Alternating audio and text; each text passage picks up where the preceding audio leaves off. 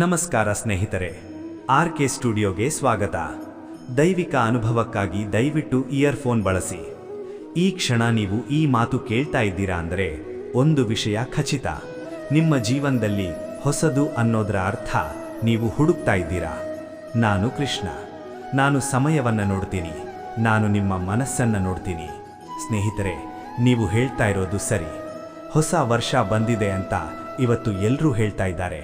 ಆದರೆ ನಾನು ಒಂದು ಪ್ರಶ್ನೆ ಕೇಳ್ತೀನಿ, ಕ್ಯಾಲೆಂಡರ್ ಬದಲಾಗಿದ್ರೆ ಜೀವನ ಬದಲಾಗುತ್ತಾ? ದಿನಾಂಕ ಬದಲಾಗಿದ್ರೆ ನಿಮ್ಮ ಕರ್ಮ ಬದಲಾಗುತ್ತಾ? ಒಂದು ಸಂಖ್ಯೆ ಬದಲಾದರೆ ನಿಮ್ಮ ದುಃಖ ಮುಗಿಯುತ್ತಾ? ಇಲ್ಲ ಸ್ನೇಹಿತರೆ, ಇದು ಹೊಸ ವರ್ಷ ಅಲ್ಲ, ಇದು ಕೇವಲ ಕ್ಯಾಲೆಂಡರ್ ತಿರುಗಿದ ದಿನ. ನಾನು ನಿಮ್ಮ ಜೊತೆ ಸತ್ಯ ಮಾತಾಡ್ತೀನಿ. ನೀವು ಆಚರಿಸ್ತಾ ಇರೋದು ಇಂಗ್ಲಿಷ್ ಕ್ಯಾಲೆಂಡರ್, ಅದು ಮಾನವ ಮಾಡಿದ ಲೆಕ್ಕ. ಆದರೆ ಪ್ರಕೃತಿ ಮಾಡಿದ ಲೆಕ್ಕ ಯಾವುದು ಗೊತ್ತಾ? ಬೀಜ ಮೊಳಕೆ ಒಡೆಯೋದು ಯಾವಾಗ? ಮರಗಳಿಗೆ ಹೂ ಬರೋದು ಯಾವಾಗ? ಹಕ್ಕಿಗಳು ಹಾಡೋದು ಯಾವಾಗ? ಪ್ರಕೃತಿ ಹೇಳ್ತದೆ ಯುಗಾದಿ. ನಿಜವಾಗ ಹೊಸ ವರ್ಷ ಪ್ರಕೃತಿ ಜೊತೆ ಶುರುವಾಗಬೇಕು, ಆತ್ಮದ ಜೊತೆ ಶುರುವಾಗಬೇಕು. ಅದಕ್ಕಾಗಿ ಸ್ನೇಹಿತರೆ, ಹಿಂದೂ ಧರ್ಮದ ಪ್ರಕಾರ ಹೊಸ ವರ್ಷವನ್ನು ಜನವರಿ 1ಕ್ಕೆ ಅಲ್ಲ, ಪಿನ್ನು ಯುಗಾದಿ ದಿನ ಆಚರಿಸ್ತಾರೆ. ಯುಗಾದಿ ಅಂದರೆ ಏನು ಗೊತ್ತಾ? ಯುಗ ಪ್ಲಸ್ ಆದಿ ಅಂದರೆ ಹೊಸ ಯುಗದ ಆರಂಭ. ಆ ದಿನ ಸೂರ್ಯನ ಚಲನೆ ಬದಲಾಗುತ್ತೆ, ಭೂಮಿಯ ಉಸಿರು ಬದಲಾಗುತ್ತೆ, ನಿಮ್ಮ ಒಳಗಿನ ಶಕ್ತಿ ಎಚ್ಚರಗೊಳ್ಳುತ್ತೆ. ಅದಕ್ಕೆ ಯುಗಾದಿ ದಿನ ಕೇವಲ ಹಬ್ಬ ಅಲ್ಲ ಸ್ನೇಹಿತರೆ, ಅದು ಆತ್ಮದ ಹೊಸ ವರ್ಷ. ನಾನು ಮಹಾಭಾರತದ ಯುದ್ಧದ ಮಧ್ಯೆ ಅರ್ಜುನನಿಗೆ ಏನು ಹೇಳಿದ್ದೆ? ಕಾಲಃ ಅಸ್ಮಿ, ನಾನು ಸಮಯ. ಸಮಯವನ್ನು ಗೌರವಿಸಿದವನು ಜೀವನವನ್ನು ಗೆಲ್ಲುತ್ತಾನೆ. ಸ್ನೇಹಿತರೆ, ನೀವು ಇಂಗ್ಲಿಷ್ ಹೊಸ ವರ್ಷದಲ್ಲಿ ಏನು ಮಾಡ್ತೀರಾ? ಕುಡಿಯೋದು, ಕುಣಿಯೋದು, ಕೂಗೋದು, ಪಟಾಕಿ ಹಚ್ಚೋದು, ಹಾಗೆ ಕೇಕ್ ಕೂಡ ಕಟ್ ಮಾಡಿ ಸಂಭ್ರಮ ಆಚರಿಸ್ತೀರಾ ಅಲ್ವಾ? ಮಧ್ಯರಾತ್ರಿ ಎದ್ದು ಗಲಾಟೆ, ಆದರೆ ಬೆಳಿಗ್ಗೆ ಏನೂ ಬದಲಾಗಲ್ಲ. ಆದರೆ ಯುಗಾದಿ ದಿನ ಬೆಳಿಗ್ಗೆ ಎದ್ದು ದೇವರನ್ನು ನೆನೆಸುತ್ತೀರಾ, ಮನೆಯ ಮುಂದೆ ಹೂ ಇಡ್ತೀರಾ, ಬೇವು ಬೆಲ್ಲ ತಿನ್ನುತ್ತೀರಾ. ಬೇವು ಬೆಲ್ಲ ಅಂದರೆ ಏನು ಗೊತ್ತಾ? ಜೀವನದಲ್ಲಿ ಸಿಹಿ ಕೂಡ ಬರುತ್ತೆ, ಕಹಿ ಕೂಡ ಬರುತ್ತೆ. ನಿಮ್ಮ ಜೀವನದಲ್ಲಿ ದುಃಖ ಮತ್ತು ಸಂತೋಷ ಎರಡನ್ನೂ ಸಮವಾಗಿ ಸ್ವೀಕರಿಸಬೇಕು. ಇದೇ ಕೃಷ್ಣನ ಬೋಧನೆ. ನಾನು ನಿಮಗೆ ಹೇಳ್ತೀನಿ ಸ್ನೇಹಿತರೆ, ಹೊಸ ವರ್ಷ ಅಂದರೆ ಹೊಸ ಬಟ್ಟೆ ಅಲ್ಲ, ಹೊಸ ಫೋನ್ ಅಲ್ಲ, ಹೊಸ ಸ್ಟೇಟಸ್ ಅಲ್ಲ, ಹೊಸ ದೃಷ್ಟಿಕೋನ.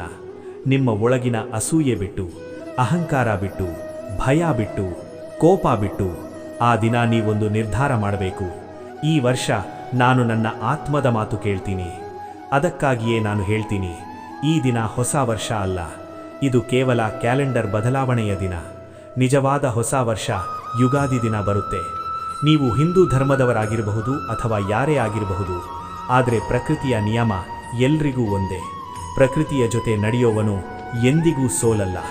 ಸ್ನೇಹಿತರೆ, ನಾನು ಕೃಷ್ಣನಾಗಿ ನಿಮಗೆ ಒಂದು ಮಾತು ಹೇಳ್ತೀನಿ, ದಿನಾಂಕ ಬದಲಾಯಿಸೋದ್ರಲ್ಲ, ನಿಮ್ಮ ಮನಸ್ಸು ಬದಲಾಯಿಸೋದ್ರಲ್ಲಿ ನಿಜವಾದ ಹೊಸ ವರ್ಷ ಇದೆ. ಯುಗಾದಿ ದಿನ ಹೊಸ ಸಂಕಲ್ಪ ಮಾಡಿ, ಹೊಸ ಶಾಂತಿ ಪಡೆದು, ಹೊಸ ದಾರಿಗೆ ಹೆಜ್ಜೆ ಇಡಿ. ಸ್ನೇಹಿತರೆ, ನಾನು ಇನ್ನೊಂದು ಸತ್ಯ ಹೇಳ್ತೀನಿ. ಈ ಮಾತು ಸ್ವಲ್ಪ ಗಟ್ಟಿಯಾಗಿರಬಹುದು, ಆದರೆ ಸತ್ಯ ಯಾವಾಗಲೂ ಗಟ್ಟಿಯಾಗಿರುತ್ತೆ. ನೀವು ವರ್ಷ ಬದಲಾಗುತ್ತೆ ಅಂತ ಖುಷಿ ಪಡ್ತೀರಾ, ಆದರೆ ನಿಮ್ಮ ಹಳೆಯ ನೋವು, ಹಳೆಯ ತಪ್ಪು, ಹಳೆಯ ಭಯ, ಹಳೆಯ ಅಸಮಾಧಾನ ಇವುಗಳನ್ನೇ ಮುಂದಿನ ವರ್ಷಕ್ಕೆ ಎತ್ತಿಕೊಂಡು ಹೋಗ್ತೀರಾ. ಅಂದಮೇಲೆ ಹೇಳಿ, ಇದು ಹೊಸ ವರ್ಷ ಹೇಗೆ ಆಯಿತು ಅಲ್ವಾ? ನಾನು ಕೃಷ್ಣ. ನಾನು ಹೂವನ್ನು ನೋಡ್ತೀನಿ, ಮುಳ್ಳನ್ನು ನೋಡ್ತೀನಿ. ಹೂವು ಹೊಸದಾಗೋದು ಯಾವಾಗ ಗೊತ್ತಾ? ಹಳೆಯ ಒಣ ಹೂ ಬಿದ್ದಾಗ. ನೀವು ನಿಮ್ಮ ಜೀವನದಲ್ಲಿ ಹಳೆಯದನ್ನು ಬಿಡದೆ ಹೊಸದು ಬರಬೇಕು ಅಂದುಕೊಂಡ್ರೆ ಅದು ಸಾಧ್ಯವಿಲ್ಲ ಸ್ನೇಹಿತರೆ. ಅದಕ್ಕೆ ಪ್ರಕೃತಿ ನಿಮಗೆ ಪಾಠ ಕಲಿಸ್ತು. ಚಳಿಗಾಲದ ನಂತರ ವಸಂತ, ಅಂಧಕಾರದ ನಂತರ ಬೆಳಕು, ಮಳೆಯ ನಂತರ ಬೆಳೆ. ಇದೇ ಯುಗಾದಿ ತತ್ವ.